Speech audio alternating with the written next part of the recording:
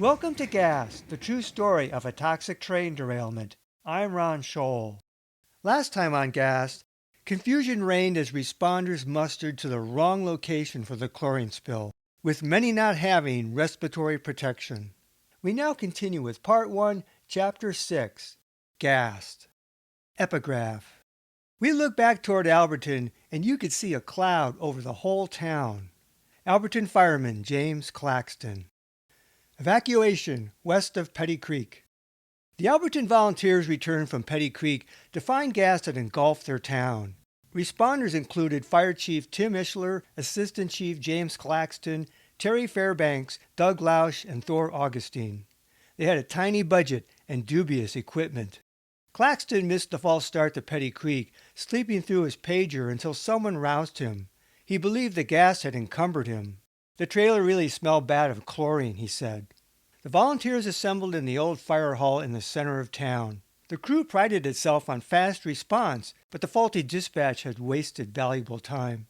Ishler, 37, assigned crew to 3 vehicles, directing Fairbanks to stay at the hall and operate the emergency siren. Fairbanks first had to evacuate her 2 children, who got a ride from a neighbor. Around 5 a.m., 32-year-old Fairbanks began cranking the loud manual siren until she got blisters. Residents kept opening the door to ask her what to do, letting gas in, and she didn't have a functioning SCBA. We only had 4 SCBAs at the time, Ishler said. Hand-me-downs, 1 unit malfunctioned, Fairbanks. I grabbed this old chlorine chemical canister gas mask and I put that on, Ishler said. That seemed to make it worse. Ishler canvassed east in Alberton and then came back to pick up Fairbanks and continue rounds. Most people heeded the siren and left fairly quickly, he thought. But Fairbanks described the evacuation as mass confusion. Ishler said visibility was only 2 or 3 blocks with patchy breaks. The gas gave a very acrid, bitter taste, he said. Burning, you could feel your airways closing up. I really did think I was going to die. Abandoning the useless gas mask, he held his hood over his face. Through watering and burning eyes, he developed tunnel vision. Claxton and Lausch evacuated central to West Alberton, mostly with their loudspeaker and sirens, and then drove on to Plateau Road, where they went house to house. Claxton recalled 2 chlorine clouds prior to reaching Plateau, kind of low to the ground, he said, about level with the cab. At Plateau, he didn't understand that they were close to the wreck, which he still thought to be near Petty Creek. As they ran low on air, they decided against leaving the cab to get a spare tank in the back because we would be getting right dead in the middle of it, Claxton said. Instead, they took off their masks to conserve air, and whenever our breathing was getting bad, we'd just take a hit off them, just try to keep us going, he said. For a while, Claxton couldn't use the radio. I lost my breath. I couldn't speak. When they reached a spot of fresher air, they recovered some and continued evacuating Plateau Road.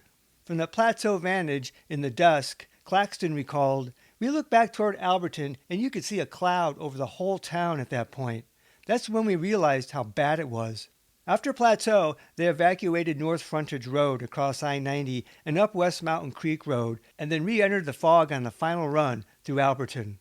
Ishler had 2 reinforcements. Patrick and Linda Walsh were 12-year veterans of the Frenchtown Volunteer Fire Department, a married couple who lived up 9 Mile Road. They got the call to muster to Station 5, expecting to get the appropriate gear and equipment, including SCBA for the site, Patrick recalled. While en route, the Walshes were ordered by Scott Waldron to directly help evacuate Alberton. Alberton had no SCBAs to spare. The rescue truck that first staged at Station 5, a unit from Frenchtown Station 1, had plentiful SCBAs and could recharge oxygen tanks. Engines 32 and 36, used at the roadblocks near 9 Mile, also had SCBAs. Waldron said all of our equipment had SCBAs on them. But it wasn't clear who, if anyone, used Frenchtown SCBAs besides Manson and Clay Ishler. Not any responder in Alberton, not the deputies. The Walshes went door to door without respiratory protection, as fast as possible.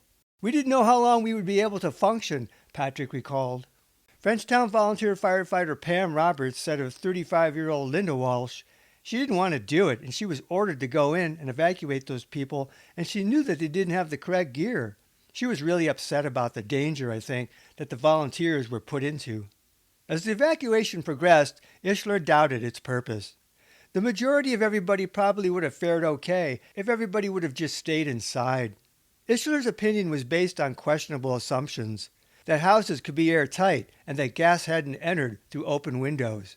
Still, to evacuate safely, residents needed an airtight car and to hold their breath while getting to it. Fairbanks described the smell as like sticking your nose in a bottle of bleach. It was very intense, she said. The scene reminded her of the John Carpenter movie The Fog. The chlorine gas was probably knee-deep, she said, a palish greenish color, and it was eerie, it was spooky, it was terrifying. You could actually see it creeping down the roads. When the gas first arrived, she said, it was patchy, but by the time we left, it was just like going through a fog bank. You would cut through with the trucks and it would just fill in. It would patch up more going up the mountainside, but the valley itself, it was just like a solid fog, except it was this greenish stench. When Ishler received final orders from Chief Waldron to pull out, oxygen tanks were empty and exposure for the volunteers was becoming severe. Claxton and Lausch were reportedly the last ones out, sometime before 7 a.m. The Walshes had struggled. After about 45 to 90 minutes of direct exposure, our breathing was becoming more and more labored, Patrick recalled. We both started to vomit and did so with increasing frequency. My eyes were watering heavily and burning. As he drove through the town, Walsh could barely see more than a few feet and had a couple narrow collision misses. Soon, the Walshes could barely talk loud enough to warn residents.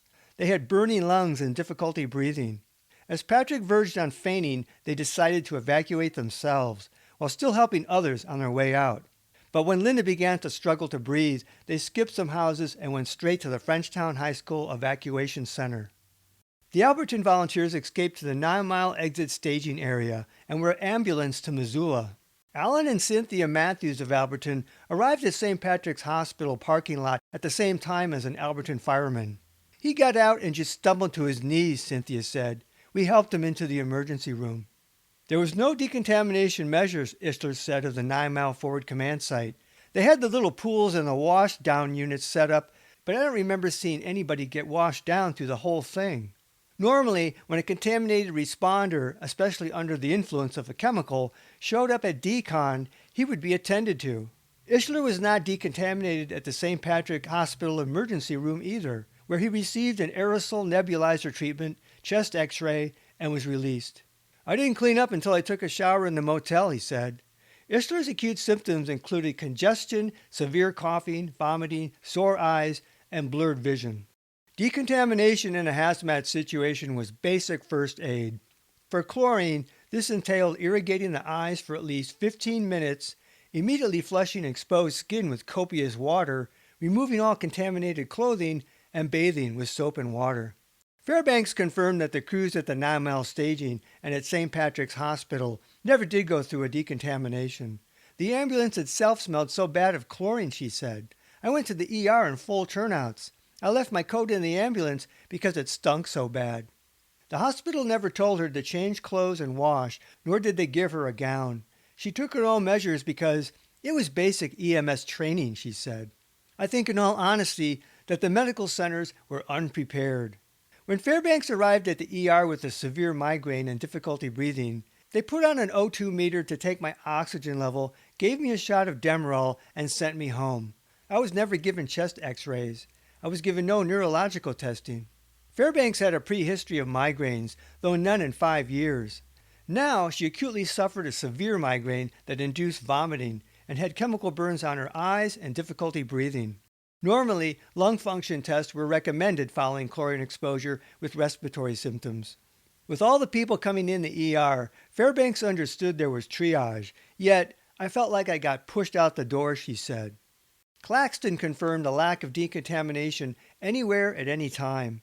At St. Patrick's ER, he said, they never took our clothes. Everybody else in the ER room was getting contaminated. Poorly protected and poorly supported, the Alberton responders risked their health and lives to evacuate their townsfolk and neighbors. Alberton awoke to crisis. Lucinda Hodges had cracked some windows for fresh air, which she regretted in the dead of night. Smoky Joe, her black lab, was barking. Heavy with sleep, Hodges ignored Joey until maybe half an hour later, a keening siren jolted her solidly conscious. She and her family slept in their old Merc home opposite the Alberton Fire Hall on Railroad Avenue in upstairs front bedrooms. Looking out, she saw lights flashing and fire trucks and thought the Sidetrack Cafe was burning. Hurrying down, she opened the front door to find Howard Hogan standing on the sidewalk. Hodges panicked. Where was the air? "It's a chlorine spill. Get the hell out of Alberton," Hogan yelled. "Go to Frenchtown." The old veteran was an honorary volunteer on the Alberton Fire Department. In the dark, some thing rolled across the ground heading east, fog-like, at least as high as the streetlights, Hodges said. It was like oven cleaner, this awful acrid burning. It never smelled like bleach to me, just horrible fumes, and Howard had no respirator. Back inside, husband Mark Hansen told Lucinda to calm down because he couldn't smell anything in the house. "No," she said, "we got to get out now." Hodges remembered well the deadly 1978 Youngstown, Florida derailment and chlorine spill. She was only 30 miles away at the time. "Those kids who died," she recalled later, "I remember their funerals. I remember the whole thing, and I kept thinking, this is just like Youngstown. This is life or death." Other people, I couldn't believe it. Later, they say they were blow-drying their hair and getting their curlers. Hodges ran upstairs, yelling at her two boys, "Get up! Emergency! We're leaving!" She hurried outside to start her van and then ran back to get Jesse, the youngest. She covered Jesse in 2 blankets and carried him to the van, and when she returned to get 10-year-old Trask, Hansen was dressing. "I'll follow you in my car," he said. "I want to check on Dan." Hansen's 13-year-old son from a previous marriage was visiting, but stayed that night with friends. Hodges grabbed Joey. He'd been trying to warn them, joined the kids in the van, and left. She had nothing but a coat on over her pajamas. No shoes, glasses, wallet, nothing. On Adams Street, going east toward the Petty Creek Interstate entrance, her van stalled, and she knew it was the gas, remembering how Florida cars wouldn't run. Her windows and vents were closed, and her kids bundled up, but gas seeped in. Her damn van conked out again, even as she accelerated. In Florida, people had panicked and run from dead vehicles until they too died. The third and last time it quit was almost 2 miles from home, at the entrance to I-90 where a deputy's truck blocked the road up Petty Creek. Hodges was shocked to see the man wore no protection and had the windows down in the truck, with a thick cloud rolling by even here. Hansen then pulled up. He hadn't looked for Dan, he said. Once outside, he realized how bad this shit was. They both took off. Finally, the cloud thinned at the top of the 9-mile hill 5 miles further east, where they found their first taste of fresh, blessed air. Hodges pulled over and told Hansen she was going to Missoula and her mother's trailer house. Hansen would head to Frenchtown to see if he could help evacuees.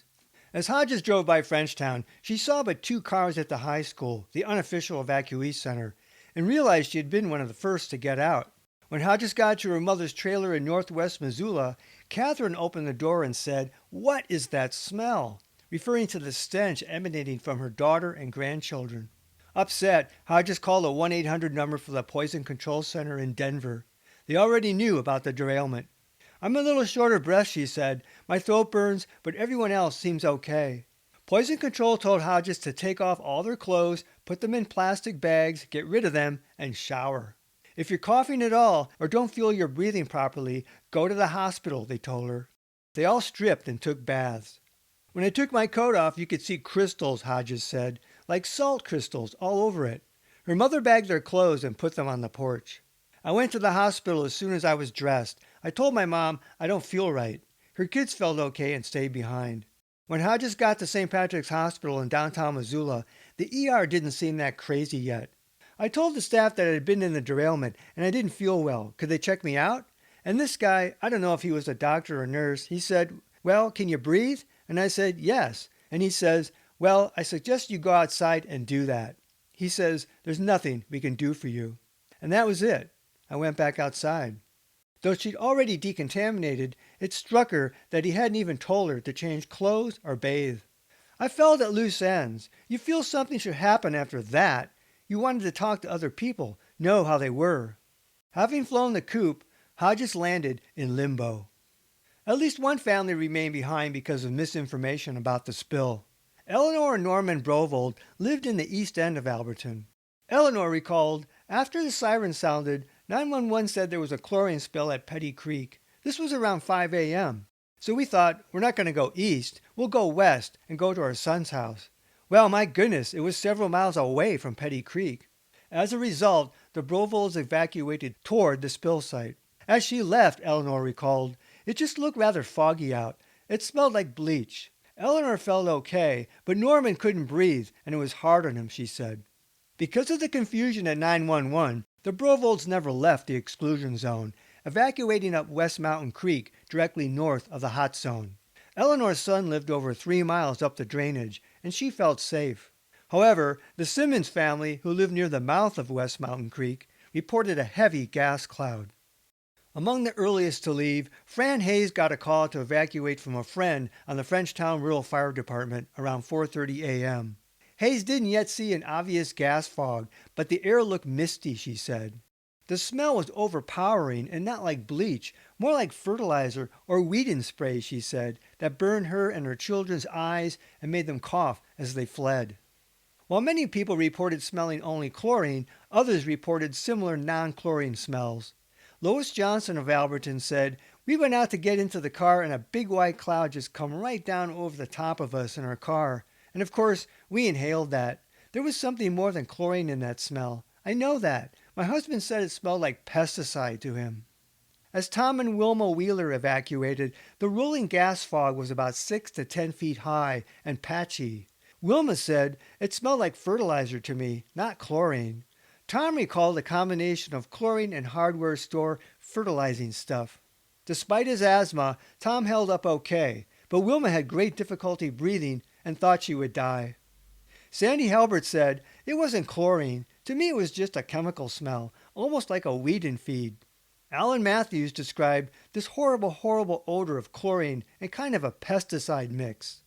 Kathy Finneman recalled, when we opened the door it was so strong we could not breathe. The gas was like weed feed is what it smelled like, very strong, and the cloud was a gray color. At the bottom of her driveway, Finneman said, it was so thick I couldn't see the garbage cans about 100 feet away. I had to turn my car lights on when I got down there. No one, including the ER, mentioned decontamination. The pets should have been washed, she said. The clothes should have been washed. No one said a word.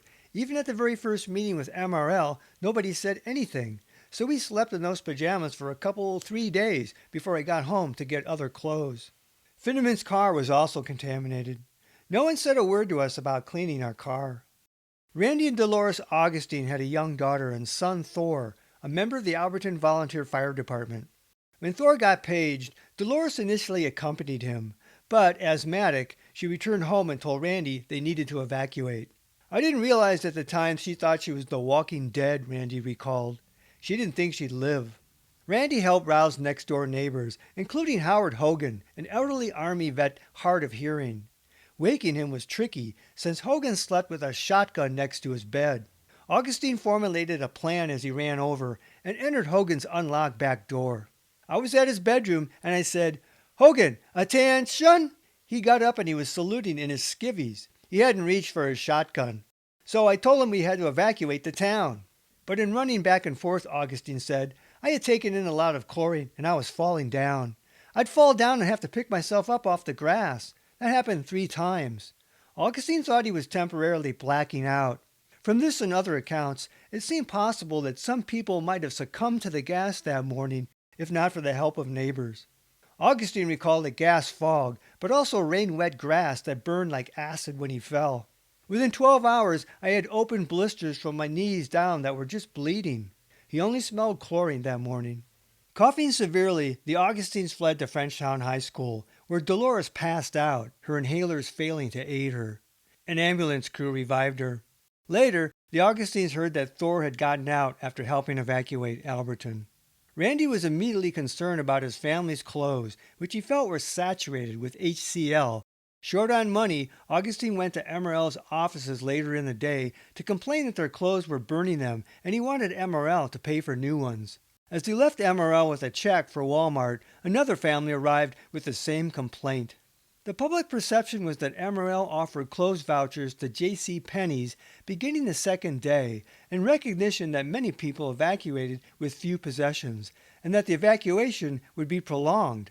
Augustine's statement suggested that MRL, if not health officials, were also aware that people had complaints about contaminated clothes, though evacuees were never officially advised to shower and change clothes.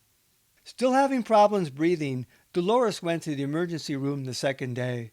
Randy felt that her inhalers, now ineffective, had become themselves an exposure trigger because the propellant in the inhalers was chlorine-based, he said. This was true at the time. Like Hodges, the Griffin family's truck stalled a few times in the gas fog. Deborah Griffin marveled. There were people stopped in the street, side by side in their vehicles, the windows down, talking like it was no big deal. People walking in the streets. I mean, it was really weird. The Griffins went to the Frenchtown Evacuation Center, where no one offered decontamination. By evening, Deborah and husband Dana were having really bad headaches. The next morning, Deborah felt severe joint and muscle pain, and the whole family felt like they had the flu. Dana was later diagnosed with chemically burned eyes. Hearing sirens, Ben Cloud walked outside and found a really burning type of smell that nearly dropped me to my knee, he said. Cloud evacuated his family in their night clothes. His wife Jolene had a history of asthma. She tried not to breathe, but she couldn't do it, Ben said. It didn't take much to get her asthma full-blown right away. Jolene immediately took a rescue inhaler.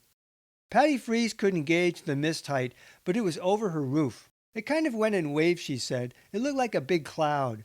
My neighbors that live up above me, about 50 feet higher, they said they could look down and see our house engulfed in that green mist, but it never got up to their house at the time of evacuation. The Freezes evacuated around 5:30 a.m., Patty said. I couldn't breathe until we got past Frenchtown. The tears were just running down my face. They went straight to Freeze's daughter's home in Missoula and listened to the radio for news. What I was really upset about, there was no word for us to wash this off of our skin, and all day we sat with that acid on our skin. Mike Graff recalled, by the time we got to the highway, you literally could not see the end of the hood of your car. It took us 30 minutes to go 7 miles on the interstate. That's how thick the fog was. Such descriptions matched what the earlier I-90 drivers encountered across from the spill site. Despite living close to the spill site, not everyone on Plateau Road evacuated before responders finally arrived. Several residents slept through the gas for up to hours, some waking only after friends called or neighbors roused them. The gas came in through open windows, and residents described more of a herbicide smell. Real strong, though, just like an airplane had sprayed you, one said. Or a mix of things, including chlorine. The cloud was very thick outside, even after 6 a.m. While driving off, one resident had to follow a fence because he couldn't see the road with the headlights, he said. Symptoms included burning sensations and difficulty breathing. One asthmatic said, I was just choking. I couldn't breathe at all. Another Plateau resident found neighbors acting odd and confused. They were sleeping with their window open, and he said that they had just put flea collars on the dogs, and he thought that's what that smell was. He threw the dogs out, opened the window, and went back to bed. While going for treatment for an acute cough, eventually at both St. Patrick's and Community ER, one Plateau Road evacuee felt distrustful because the doctor said that MRL had provided a written protocol for chlorine symptoms and treatment that implied the exposure was not serious. The resident said MRL gave the doctors a piece of paper with the symptoms on it. If they're coughing, give them codeine. If they have sore skin, tell them that it will go away, and wash their sore skin. This resident's severe sinus infection during the 17-day evacuation period was dismissed at St. Patrick's Hospital as a spring cold. Evacuation, Petty Creek to 9 Mile. One of the first evacuations east of Petty Creek was the command post at Station 5. At 5 a.m., Waldron advised he was moving, having underestimated the advance of the gas cloud. He found the smell very strong, he said. It didn't make sense to have a command post in an area being evacuated from a gas cloud, and Ponderosa Acres was also a trap without an east escape route. By 5:15 a.m., Waldron was setting up command at the county shopyard near the 9-mile exit of I-90, 5 miles east of Petty Creek on 9 Mile Hill. Waldron had planned to use Unit 818 to help with evacuations, but we couldn't, he said. Instead, he moved the big rig with him to 9 Mile exit, taking with it 2 MIN, SCBAs, and a system for filling oxygen bottles. leaving the SCBA train crew unused in helping with evacuations. While Waldron scrambled to relocate command, he called for the page of all Frenchtown volunteers to Station 1 in Frenchtown. Only the west side of the district had been paged at first. Waldron: well, it was obvious that this was going to be a big incident. It was going to be long term, and we needed all the help we could get. We didn't know how far this cloud was going to travel. We didn't know if we'd have to evacuate Frenchtown. So I was preloading the system with as much as I could get. Waldron said perhaps 30 volunteers could have responded from the 5 Frenchtown rural stations. Despite his page, Waldron did not add responders to the ongoing evacuations, and had even pulled out Unit 818. He apparently thought he had enough help to evacuate and sufficient protection for responders. The deputies began evacuating east of Petty Creek. While Waldron described the gas as very strong, making it untenable to stay at Station 5, the deputies had no SCBA. Deputy Willis Hintz would take Ponderosa Acres, while Deputy Roy Van Wormer went up Southside Road. Hintz also sent Mineral County Deputy Jeff Wilson up Petty Creek for a couple of miles to notify people. Van Wormer noted, "I asked Sergeant Hintz if every house had to be evacuated, and he advised that for the sake of time, if they are on the very top of the hill, to move on to the lower, more at-risk houses, a sort of evacuation triage. Some short lanes branched up Cinderella Mountain off of Southside. I did not make contact with the homeowner or go to the house if another Southside resident advised me that he had already informed that person of the situation," Van Wormer said. When Van Wormer first smelled chlorine, he told Hintz it was irritating, but didn't burn. Later, he told Hintz, "I'd say it's several parts per million if I use your rule of thumb, because it is pretty irritating." Hintz said this rule of thumb, absent a monitor, came from emergency training. "If it's burning your nose and eyes, it's time to get the hell out," he said. "Go uphill and get the hell out of the way." Reliance on odor detection was a poor strategy. Repeated exposure to chlorine could lead to olfactory fatigue and some tolerance to the irritating but still damaging effects. Hintz wanted residents on Southside to evacuate east to avoid coming west toward the gas cloud to reach I-90, but Southside was unpaved a few miles past the Riverview Ranch, and Van Wormer advised that in places the road was barely passable. Between road design and conditions, much of the Alberton area was dead ends and axle traps. As Deputy Joe McNeil responded, Hintz had him stop by Stone Container and pick up an SCBA. One was better than nothing for the deputies. The other deputies were ahead of McNeil, and I'm letting them know on the radio that this is nothing you just drive into, McNeil recalled. McNeil formerly worked at the Frenchtown pulp mill.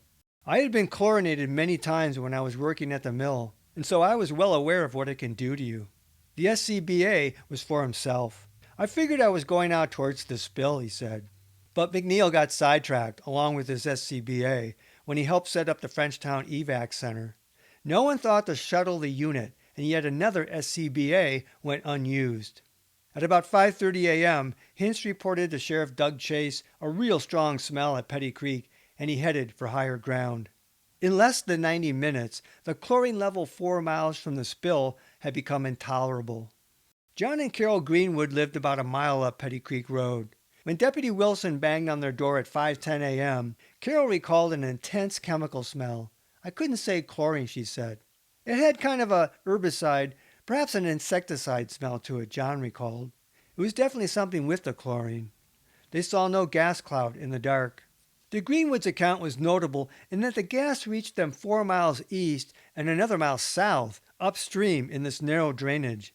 Carol said canyon winds varied and could be very strange. Normally, at night, a draft came down the creek. Because the pass to the south was a quagmire, the deputies sent the Greenwoods north to I-90.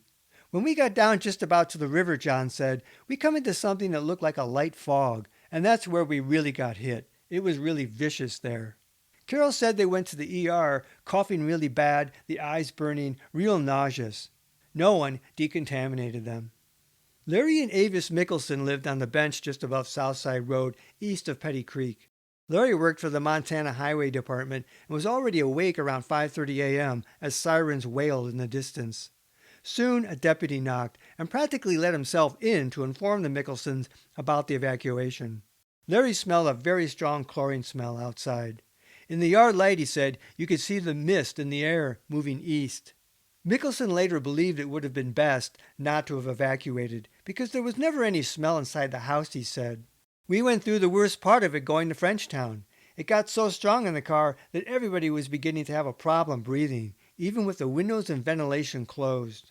Mickelson felt very sick for 3 or 4 days, with nausea, diarrhea, and some difficulty breathing. Jay Stiles and family lived on Southside Road about 1 mile east of Petty Creek. When Jay was woken around 6 a.m. by a deputy, the cloud had already arrived. It looked like the light was up above me because there was so much gas in the air. It was like a fog, Stiles said. Outside, the smell was strong. Your eyes were watering, sinuses, your throat, you could feel it burning. It was real scary. You felt like you were choking. As Stiles drove them to Petty Creek, a foggy mist clouded the windshield. I made a big mistake by turning on the defrost and just flooded the cab with more gases, he said. As daylight came on, we got on the interstate and drove through a cloud of chlorine that got thicker and thicker. By Stiles' observation, the gas pooled in pockets. In the Southside Ponderosa Acres area, the river carved a droopy bend against the mountain, in which air stagnated like a river eddy. You could see it from the interstate, he said. It just hung right here in this area. And when we were evacuated, we hit other pockets on the other side. The gas was spreading, but not uniformly. The gas cloud ran ahead of evacuations, and many people east of Petty Creek discovered the emergency on their own. Jamie and Bill Becker lived on LeBaron Lane, a private spur off Southside that wound a short way up Cinderella Mountain's northeast flank. Jamie Becker found little information on the radio. This didn't seem to be a crisis. The air was very, very heavy, she recalled. It smelled more like herbicides or fertilizer. Not contacted by a deputy, apparently because they were higher up the mountain, the Beckers were evacuated by phone at 6:30 a.m. As they passed their shop building 150 yards down the road, but uphill, there was more of a chlorine smell, Jamie said. That morning, Jamie's face turned red and tears ran down her cheeks. She already was sensitive to air pollution. Her husband Bill's poor respiratory condition became aggravated. A smoker, he had chronic obstructive pulmonary disease, including emphysema and chronic bronchitis. Paul and Marlene Lodge lived down the road from the Beckers on LeBaron Lane. When the couple heard on the radio of an order to evacuate their area, they called neighbors and set off an impromptu phone tree. At the foot of LeBaron Lane, a deputy told the Lodges they could not go west to enter I-90 via Petty Creek Bridge, so they switched to their truck to drive east on the muddy, rutted Southside Road. The smell of chlorine wasn't that strong to Paul up at his house, but it strengthened along the riverside. As they passed by the Riverview Ranch, Lodge stopped to view a herd of elk. I rolled down the window and just got hit in the face by it, he said, realizing for the first time how serious things were. The Lodges went straight to Missoula. No one mentioned decontamination. I know a lot of people were having difficulty with rashes the first couple of days. People who didn't change clothes, Marlene said. Dixie and Alan Robertson lived with their 2 children 2.5 miles east of Petty Creek on Southside Road. Dixie was woken by a coughing fit and heard the Alberton siren in the distance. As they evacuated toward Petty Creek, it smelled like a pesticide, not just chlorine, she said.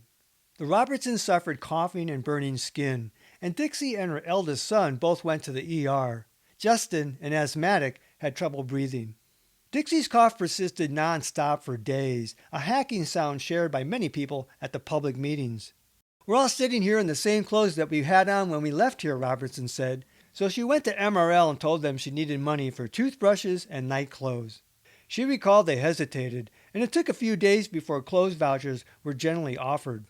No one ever told the Robertsons to decontaminate. The people who went to Missoula, she said, you're on your own. Across the river from Southside lay Ponderosa Acres, a benchland subdivision in a bulbous bend of the Clark Fork River. Its lone access was Petty Creek, making the area a big dead end. The Garst family lived on Terrace View Drive. Kim Garst's sister, Tammy Mayo, was visiting from Florida, and together they had 3 children in the house. Garst and Mayo were roused by a phone call around 6 a.m. Garst said the air smelled like pesticides or chemical fire. Chlorine was just an afterbite. Garst worked at Stone Container, which had a bleach processing plant, and knew well the smell of chlorine. Mayo said, we could smell chemical odors that burned everyone's skin, eyes, and throats as they fled. Garst had difficulty breathing and vomited. Both families were in a panic of wailing children as they drove west toward the oncoming cloud to escape via I-90. Beverly and Marshall Ridenauer lived with their child on Meadow Lane. We didn't get evacuated from our home when the spill happened. We were left in there, 30-year-old Beverly said. Before 6 a.m., Brad and I went out to feed the dogs, and you could really smell the chlorine. And you could see the cloud. It was just a fog rolling in, back by the neighbors. We thought, oh, we're safe where we are. Assuming school would be closed in Alberton, Marshall stayed home with Brad, while Beverly left for work around 9 a.m. Ridenauer exited via Petty Creek. As I got closer to the river, the smell got stronger, and I was driving through that fog. Once on the interstate, she said, the sicker I got. Hearing on the radio about the evacuation center at Frenchtown High School, she drove to the school because I was so sick. I was just nauseated. My head was starting to hurt. I started to get out of the car and almost collapsed, dizzy. When a paramedic told her the Ponderosa Acres subdivision had been evacuated, I just started to panic, she said, because I'm thinking my family is still there. Marshall soon self-evacuated his son and 2 house guests. Beverly heard that the smell was coming into the house with the doors and windows shut. It was so bad. Marshall and 1 house guest needed oxygen at Frenchtown. The Ponderosa 1 family lived near the river at the southernmost bulge of the subdivision. Note, throughout this book, people wishing to remain anonymous are referred to by their location and a number or color. You could smell the chlorine, Ponderosa 1 recalled. While her family evacuated, Ponderosa 1 debated what to do with a yearling colt. A deputy said, I could lead her across country going continuously away from Petty Creek. Ponderosa 1 led the colt northeast until she cut a fence by Eddie's Underpass and entered the interstate. When I got to the 9-mile bridge, the cloud was already there. You could see it, you could smell it, she said. Cresting the 9-mile hill, she had to descend again. And at first, getting back down into it was difficult, she said, because the colt, of course, was really freaked out by the smell. But then, within a few minutes, I was pretty numb. My nasal passages and my throat and everything. I was aware initially of the burning, but it didn't take very long before it was just numb.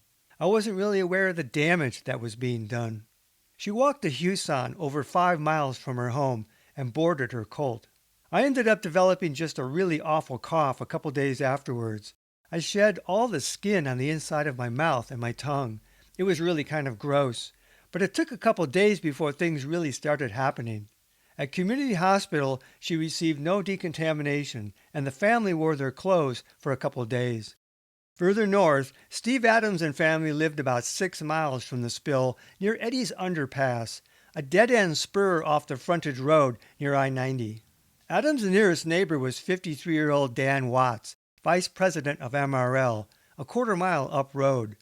A 32-year employee of Burlington Northern, Watts had joined MRL that year. Adams checked on Watts, but Watts had already hightailed it. Watts, naturally, heard about the spill well before Adams and evacuated with horses and pets. In contrast to neighbor helping neighbor stories, Adams said, we are the only other people that live on the road, and then Watts never called us or told us or nothing. Adams thought, I've got 2 small kids up there. You don't think to pick up the phone and call me? A volunteer fireman notified the family around 6 a.m. By then you could see the cloud coming along the river, he said. A green-tinted fog, almost treetop high. Telephone pole high, with tentacles blowing off. Adam's wife at the time, Lori, recalled the odor extremely strong, which smelled like there was more than just chlorine, though she couldn't identify it. By the time Steve got his family into the car, he said, I blistered my lips. I blistered my nose. About 1.5 miles northeast of the Petty Creek exit, Roscoe Road branched off from the frontage road opposite Eddie's Underpass, up the forested flank of Ellis Mountain. Stephen and Christine Edgar and their infant child lived about 2 miles up Roscoe Road, due north of and some 200 feet above Ponderosa Acres. A neighbor's phone call woke them at 5:20 a.m., and they smelled a strong chlorine odor inside their house. Outside, Stephen found a very thick gas cloud. Their German Shepherd dog lay on the ground, gasping for air. The Edgars described a 15-foot visibility within the gas cloud during their evacuation, which caused immediate gagging, coughing, breathing difficulty, and burning eyes.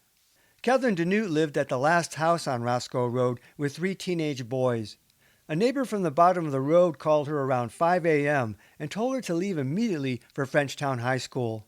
Outside, she said, I got a whiff of it and went, oh my God, we've got to go. We could smell it, and it was really strong. At that time, it was like a heavy chlorine smell. As they drove off, she said, it was just overwhelming. Our eyes were tearing up. I told everybody to keep your mouth shut, and she had her kids cover their faces with cloth. The gas cloud looked like a fog, she said, which thickened as they descended and only dissipated by the time they passed Houston. From these reports, the gas cloud was thick, almost 6 road miles from the spill and fairly high above the river. The deputies had no protection. At Frenchtown High School, Deputy Joe McNeil monitored the sheriff's radio. I'm hearing some of our guys are getting the gas. Unfortunately, I'm the one with the SCBA unit. I'm trying to let everybody know to stay up high, knowing that chlorine settles down low. Willis was already saying he was choking. His eyes were running or hurting, Sergeant Dave Ball recalled of Deputy Hintz. Captain Gerald Kriego told Hintz to get out, but Hintz refused. As members of the SWAT team, Hintz and Deputy Dave Walrod had a filter mask in their vehicles for chemical agents. Hintz didn't use his because he didn't think it would work with chlorine. He later learned it would have helped some. Shame on me, he said. But these masks were of short-term use and mainly for escape, not recommended in exposures beyond 5 parts per million. Hintz only noticed a chlorine smell. There was a couple of places where you hit little bowls, he said, where it settled in. It was really strong, and there was a little burning in the nose and stuff, but as soon as you went 10 feet, you was out of it. So when you was going into the low spots, you got the hell out of there quick.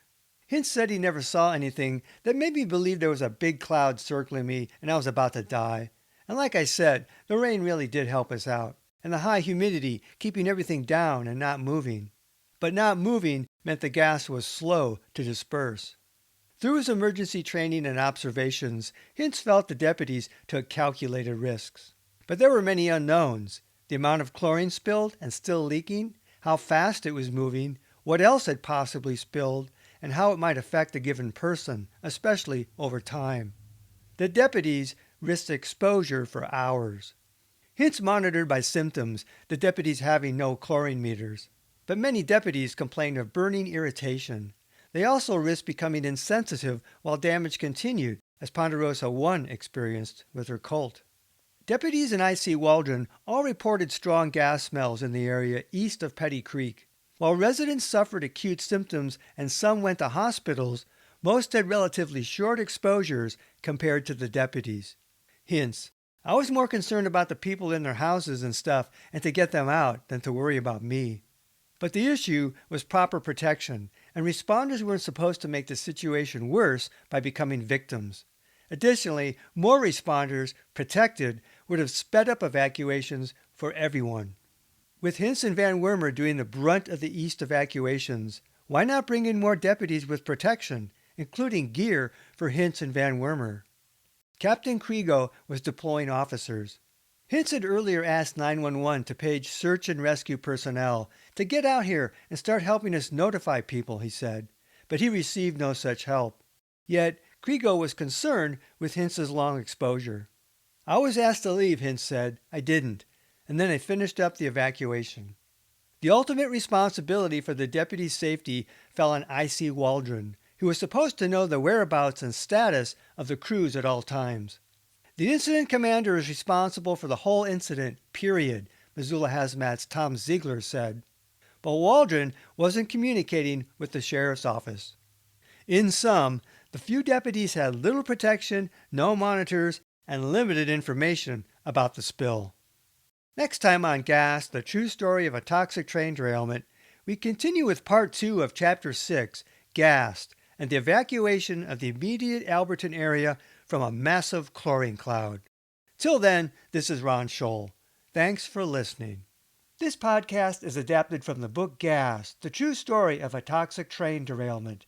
Visit Amazon.com to see the 2-book series. To access support material in the book, such as maps, photos, illustrations, and video links, visit my Facebook page Gas, the true story, or watch my Gas playlist on my YouTube channel at RL Scholl.